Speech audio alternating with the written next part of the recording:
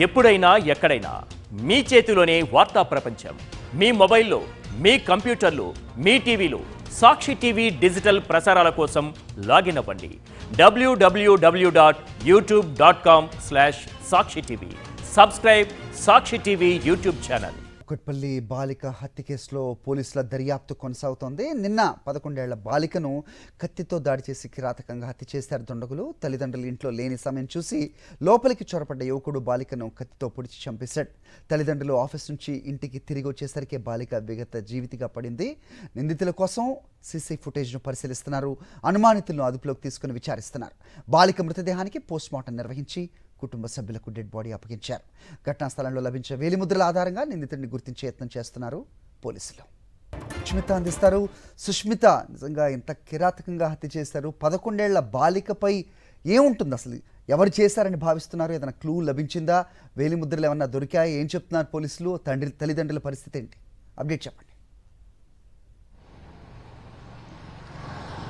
SR Kukatpally దయార్గూడలో సహస్రిని హత్య కేసులో పోలీసులు దర్యాప్తు అయితే ముమ్మరంగా చేస్తూ ఉన్నారు. 4 బృందాలుగా పోలీసులు ఏర్పడి ఇప్పటికే దుండగుడి కోసం కూడా గాలిస్తున్న పరిస్థితులు అయితే కనిపిస్తూ ఉన్నాయి. అయితే నిన్న సోమవారం కావడంతో కూడా తల్లిదండ్రులు ఇంటి నుంచి పనుల నిమిత్తం బయటికి వెళ్లినట్టు కూడా తెలుస్తుంది. 12 గంటల ప్రాంతంలో తండ్రి ఇంటికి వచ్చే లోపే తను రక్తపు మడుగులో పడినట్టుగా చెప్తున్నారు.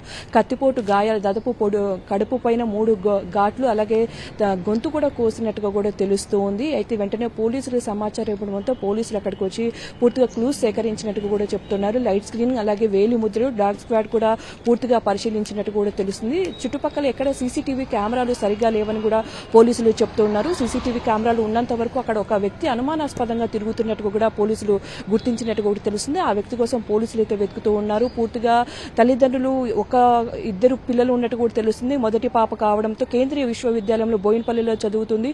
చుట్టుపక్కల ఎవరు స్నేహితులు కూడా లేరని కూడా పోలీసులు అలాగే తల్లిదండ్రులు కూడా చెప్తున్న పరిస్థితులు అయితే కనిపిస్తున్నాయి. మరి ఎవరు ఇంటి లోపలికి వచ్చారు, ఎవరు చంపారు అన్న కోణంలో అయితే పోలీసులు పరిశీలిస్తూ ఉన్నారు. దొంగతనం కోసం వచ్చారా, మరి ఇతర కారణాలతో వచ్చారా అన్న కోణంలో కూడా పరిశీలిస్తున్నట్టు కూడా తెలుస్తుంది.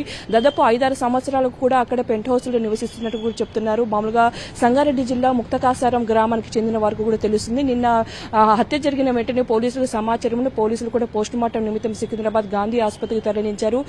పోస్టుమార్టం అనంతరం కూడా పోలీసులు ఆ మృతదేహాన్ని తల్లిదండ్రులకైతే ఇవ్వడం జరిగింది. అయితే అంత్యక్రియ నిమిత్తం కూడా సంగారెడ్డి జిల్లాకైతే డెడ్ బాడీని తరలించినట్టు కూడా చెప్తున్నారు. పోలీసులు అయితే ప్రస్తుతం ఆ దర్యాప్తుకు సంబంధించి ఒక వ్యక్తి ఉన్నట్టుగా కూడా పరిశీలిస్తూ ఉన్నారు. ఒక వ్యక్తి ఉన్నట్టు అనే కోణంలో కూడా మరి ఇతర ఏ కారణాలు ఉన్నాయి, లోపలికి కూడా ఎవరు రారు, బంధువులు అలాగే చుట్టుపక్కల వారంతా కూడా లోపలికి ఎవరు అనుమతి ఇచ్చారని కూడా చెప్తున్నారు. మరి ఏ దారిన వెళ్లారు, ఎటు వెళ్లి చంపారు అన్న కోణంలో పరిశీలిస్తూ ఉన్నారు.